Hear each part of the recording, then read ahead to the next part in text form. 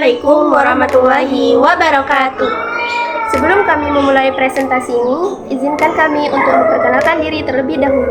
Perkenalkan, nama saya Anisail Alimah dan saya Firdausi Nuzula, dan kami dari kelas 10A. Di sini kami akan mempresentasikan mengenai tugas ekonomi dari Ibu Elo yang mencakup pengertian uang, fungsi uang, jenis-jenis uang, dan syarat uang. Untuk lebih lanjutnya, kami akan menjelaskan secara mendetail. Selamat menonton! Yang pertama adalah pengertian uang. Uang adalah alat tukar yang dijadikan sebagai alat ukur dalam sebuah kegiatan ekonomi. Singkatnya, uang adalah alat tukar yang sering digunakan oleh masyarakat.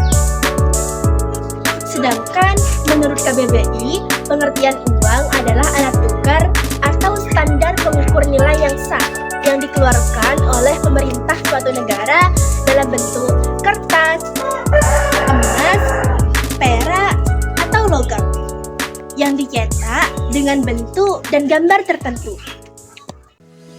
Yang kedua yaitu fungsi uang. Fungsi uang adalah sebagai alat tukar dalam kegiatan ekonomi di masyarakat. Tak hanya itu, uang memiliki beberapa fungsi lainnya, yaitu yang pertama sebagai alat tukar.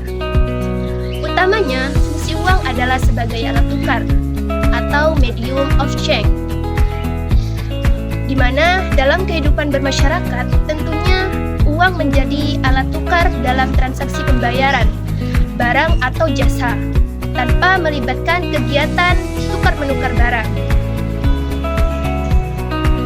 Yang kedua yaitu sebagai alat penyimpanan nilai, yang artinya jika seseorang menjual barang dan mendapatkan uang, maka uang tersebut bisa digunakan untuk barang dan jasa di masa yang akan datang.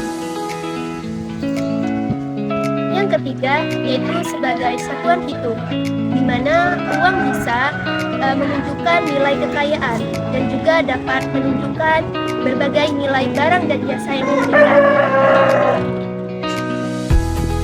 Yang ketiga adalah jenis-jenis uang. Berdasarkan pengelompokannya, jenis-jenis uang dibagi menjadi 4. Yang pertama adalah berdasarkan bahan pembuatannya. Berdasarkan bahan pembuatannya, uang dibagi menjadi 2. Yang pertama adalah uang logam. Uang logam adalah uang yang terbuat dari logam dan biasanya nominalnya lebih kecil. Contohnya terdapat pada uang 100 rupiah, 200 rupiah, atau 500 rupiah. Yang kedua adalah uang kertas. Uang kertas dibuat agar tidak mudah robek, rusak, dan tahan terhadap air. Biasanya nominalnya lebih besar daripada uang logam. Contohnya terdapat pada uang Rp10.000, Rp50.000, atau Rp100.000.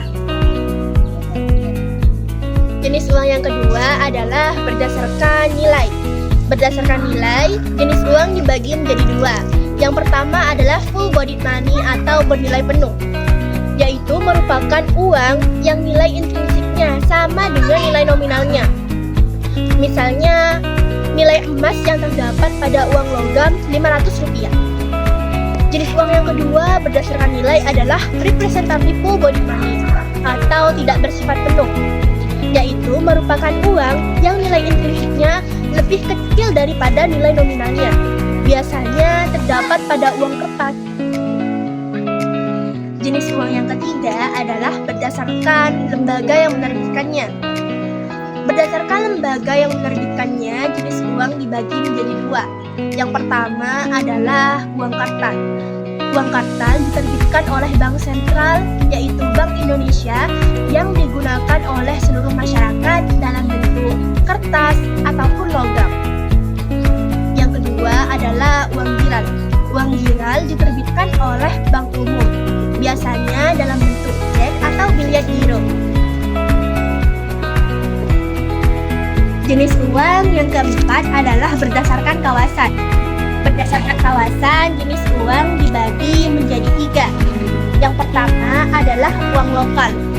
Uang lokal adalah uang yang hanya berlaku di satu negara saja.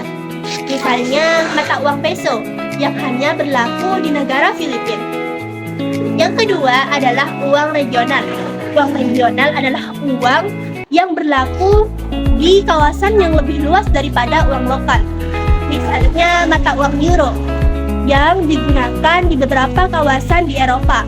Misalnya Jerman, Spanyol, Austria, dan lain-lain. Yang ketiga adalah uang internasional. Uang internasional adalah uang yang digunakan di seluruh dunia, yang dijadikan sebagai standar pembayaran. Contohnya saja adalah US dollar. Demikianlah jenis-jenis uang. Yang keempat ada syarat uang. Uang yang telah disepakati oleh masyarakat harus memenuhi 7 syarat. Apa saja syaratnya? Yang pertama ada jaminan. Yang kedua diterima secara umum.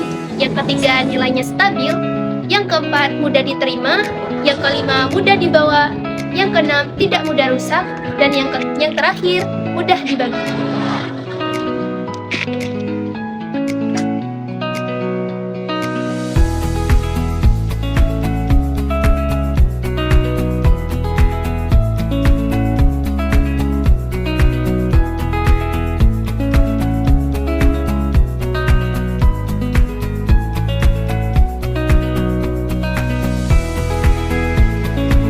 Demikianlah penjelasan tentang materi uang.